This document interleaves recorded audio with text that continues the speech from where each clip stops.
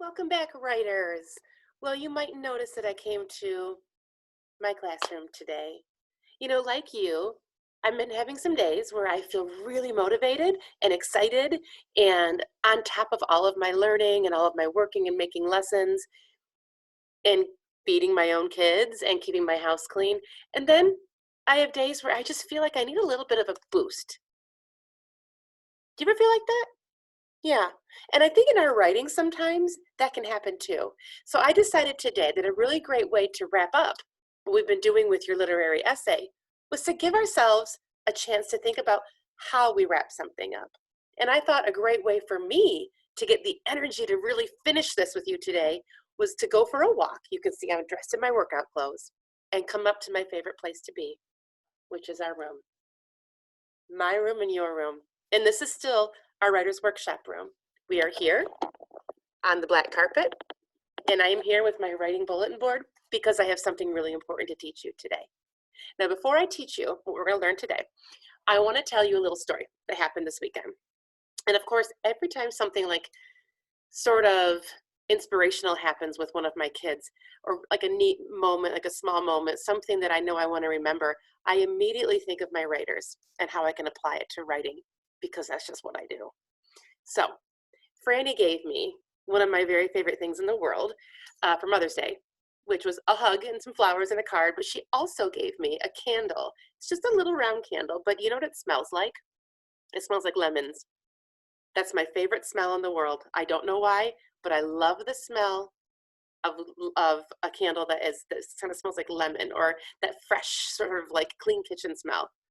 So she gave me this candle, and she had gotten Mr. Richards to order it off of Amazon a few weeks ago, so it would be here in time and safe to wrap it and give it to me. And she wrapped it up in a very large box that was too big and put all kinds of stuffing in it. And then she put a big bow on it. And I said, well, Franny, you really wrapped it up quite beautifully, but you know you didn't need to do that. You could have just given me the candle and I would have been happy. You went to an awful lot of trouble. And you know what she said? I bet you could imagine. She said, well, if you don't wrap it up, it's not as special. If you don't wrap it up, it's not the same thing. And then she said something that really made me think of writing. She said, if I didn't wrap it up, I wouldn't feel like I was done, that I did my job. She didn't feel that if she gave me that candle without wrapping it up, that her job would be done. And it got me thinking of you, because really good writers in their literary essays can't be done if they don't wrap it up. Do you think I mean taking your essays and putting them in a box and putting a bow on them? Not really. No, you know what I mean. Let's think back for a second what you've done already. You've done an introduction where you stated your claim, where you wrote your thesis statement about what you believed about Jeremy, that he was kind-hearted, that he was brave, that he was thoughtful, that he was very generous. You wrote that introduction on Monday. And then for the next part of your literary essay, you wrote 3, what I call body paragraphs. Now that doesn't mean that it's shaped like a body. No, writers, we know better than that, because we know we're talking about structure. So after your first paragraph, which was your introduction, you then had 3 paragraphs, each one for a separate reason, with evidence about why Jeremy is that character trait that you stated. Maybe if it was he was kind, you gave 3 reasons where you see that in the story, and then you went ahead and backed that up, and you gave your reasoning, your evidence and your reasoning. And if you need to go back and look at what you did on Wednesday, you can do that too today before you move on to the last part. So you have now 1 paragraph for your introduction, 3 paragraphs for your reasons and evidence. And then your final paragraph, which will bring you to 5 total, I'm still doing math, is your conclusion. Your conclusion. Say that with me, would you please? Conclusion. It's 3 syllables.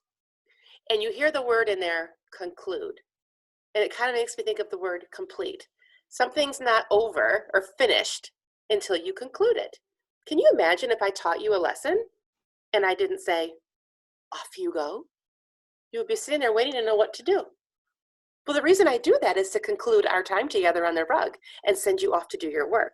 So let's now think about what writers do in their writing. Strong conclusions.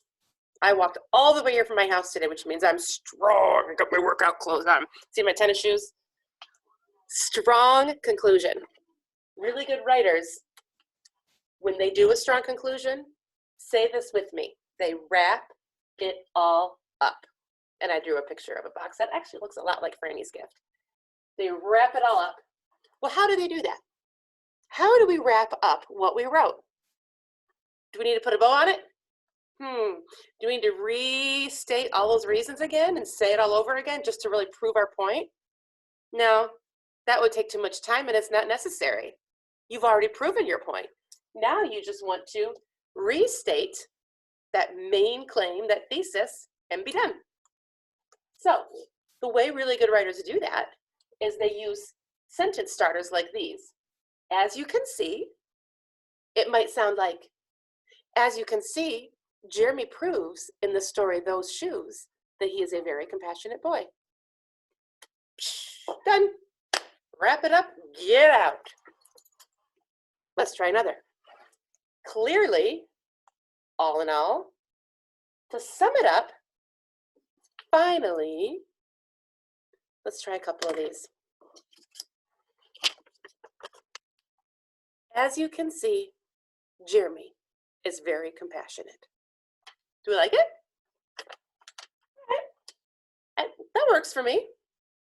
Kind of wraps it up. It says the main claim, which is that he's compassionate. That's the main thesis. I'm restating my thesis.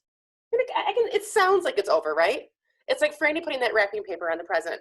It felt like it was over for her. When I read that, as you can see, Jeremy is very compassionate, it feels like it's over. You can kind of tell. Let's try another one. Jeremy shows he is compassionate by how he treats others in the story Those Shoes. Restating the thesis that he's compassionate, but then this one went a little step further and said, by how he treats others in the story. And I'm already thinking about Grandma, and I'm also thinking about Antonio. That's another really good one. And here's another one. This is a popular way to end. Clearly, Jeremy is a very compassionate character, as I've described. So that goes ahead and it restates that thesis, but it also adds that little touch of, as I've described. That's like saying, I'm all done. Off you go. So you get to choose which way you're going to end your essay. How are you going to wrap it up? How are you going to tie a bow on it and get out, right? Writers, you may go back today to Raymer's piece. It's in our Google Classroom, and you can take a look at how he wraps it up. You'll probably notice that he has one sentence, and it's pretty basic, and it's okay.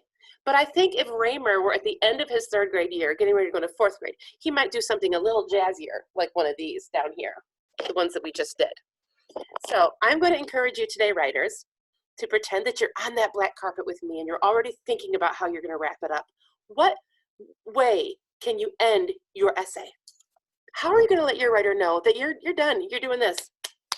Out. How are you going to let your writer know that? Your writer needs to know that you're done. You need to put a bow on that present. Because otherwise, it's not as special, like Franny said, and it doesn't feel like you've done your job. So go back, rewatch videos if you need to help get your introduction the way you want it, your body paragraphs the way you want them. And then you'll notice it's like when you're done with a recipe, you'll have your final product and you'll be ready to present. So do that conclusion today. Find a way to wrap it up that makes it feel like it's yours. And writers, if you have any questions, you can ask me either in an email or you can have mom or dad give me a call or text me. I am happy to Zoom with you if you need help on this also. So let me know. Feel good about what you're doing, writers. Feel strong, like you just finished a race, because you have written now your very own literary essay. And next week we get to share them with each other. I hope you're excited.